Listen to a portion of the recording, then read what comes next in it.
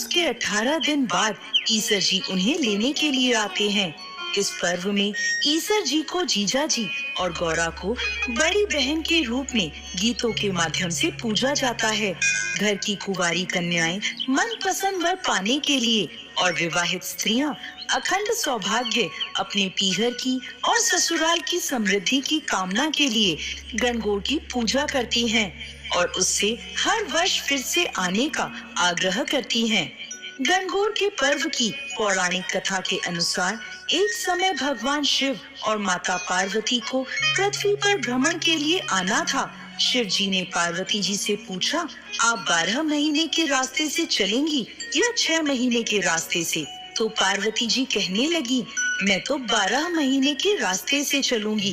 तब भोलेनाथ माता पार्वती से कहने लगे, संसार के लोगों के दुखों को देखकर आप कोई भी हट नहीं करेंगी। पार्वती जी मान गईं। तब भोलेनाथ माता पार्वती को लेकर आगे चलते हैं। रास्ते में देखते हैं कि एक घोड़ी कष्ट से विलाप कर रही है। उसे देखकर पार्वती जी भोलेनाथ से पूछती हैं, प्रभु इसे इतनी पीड़ा क्यों हो रही है? तो भोलेनाथ बोले, पार्वती जी इसके बच्चा होने वाला है और यह दर्द में है। उसकी पीड़ा देखकर पार्वती जी बोली, यदि माँ बनने में इतना कष्ट है तो आप तो मेरे गांठ ही लगा दें। शिव जी कहते हैं, अभी आगे चलिए। तब वह दोनों आगे चलते हैं। रास्ते में एक राज्य आता है। वहाँ दूर दूर तक शांति और उदासी फैली होती है। वह उदासी देखकर पार्वती जी गांव के लोगों से पूछती हैं, यहाँ सब इतना उदास और शांत क्यों है? तो गांव के लोग कहते हैं, हमारे नगर की रानी माँ बनने वाली है, इसलिए हमारे घर में उदासी छाई है। पार्वती जी सोचती हैं, माँ बनने में इतना कष्ट है।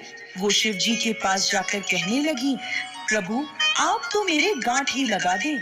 भोलेनाथ कहते हैं, पार्वती जी यदि एक बार आपके गांठ लग गई तो दोबारा खुल नहीं सकती। अभी आप आगे चलें। वह दोनों और आगे बढ़ते हैं तो देखते हैं रास्ते में एक गाय के पीड़ा हो रही थी।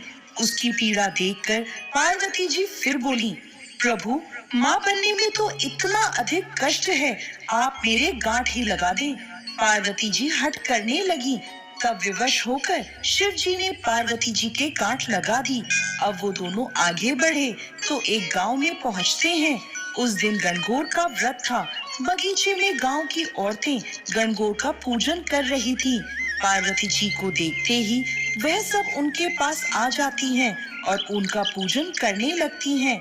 इस पर खुश होकर पार्वती जी उन सबको सुहाग बांट देती हैं। जब शिव जी वहां पहुंचते हैं तो देखते हैं कि पार्वती जी फूल और पत्तों से ढकी हुई हैं। शिव जी उन्हें बाहर निकालते हैं। इतने में कुछ ही देर में वहां ब्राह्मण और बढ़ियों की औरतें आती हैं, जो पकवान बनाकर 16 श्रृंगार करने के बाद पूजा करने आई थी, जिसके कारण उन्हें पूजा करने में दोपहर हो जाती है। वो भी पार्वती जी को देखकर उनकी पूजा करने लगती हैं।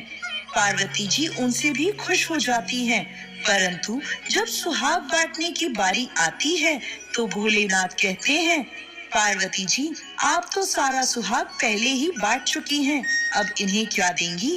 तब पार्वती जी ने अपनी छोटी उंगली से मेहंदी, मांग से सिंदूर, आंखों के कोरों से काजल निकाला और उसे एक कोरे कलशे में घोलकर उन औरतों को छींटा मारा।